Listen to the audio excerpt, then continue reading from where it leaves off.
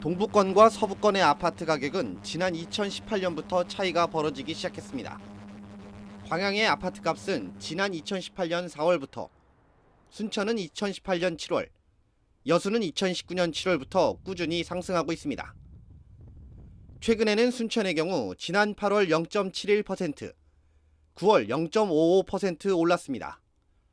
광양은 8월 0.61%, 9월 0.49% 상승했고, 여수도 8월 0.62%, 9월 0.47% 올랐습니다. 반면 서부권은 하락세가 이어지고 있습니다. 목포의 경우 지난 2018년 2월 이후 32개월 연속 약보합과 하락이 이어졌습니다. 나주와 무안도 2019년 2월 이후부터 하락세입니다.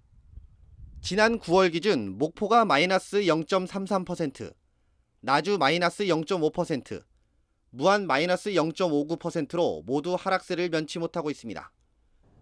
전문가들은 대기업 중심 산업 기반이 있는 전남 동부권은 경기가 살아나면서 주택시장도 안정적으로 상승했다며 내년에도 강보합세는 이어질 것으로 전망했습니다.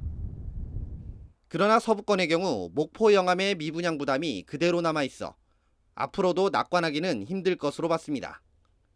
실제로 지난 8월 기준 동부권의 미분양 주택은 여수 14가구를 비롯해 순천 7가구, 광양 22가구 등 43가구에 그쳤습니다.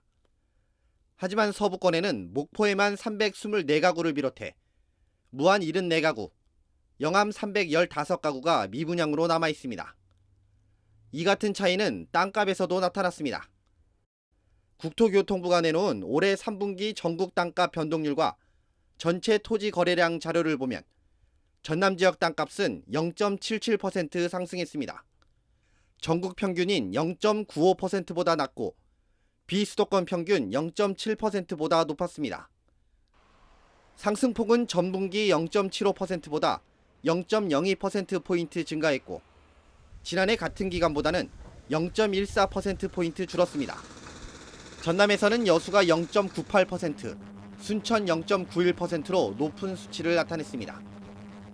여수는 경도 해양 관광단지와 만흥지구 개발 사업 추진이 인근 땅값에 반영되면서 외부 투자 수요를 불렀고 순천은 아파트 신축 부지 수요 증가와 선월 왕지지구 등 개발 사업 진척에 따른 주거 여건 기대감이 반영됐습니다. 하지만 경기에 민감한 제조업 기반의 동부권이 언제까지 상승세를 보일 수 있을지는 미지수입니다.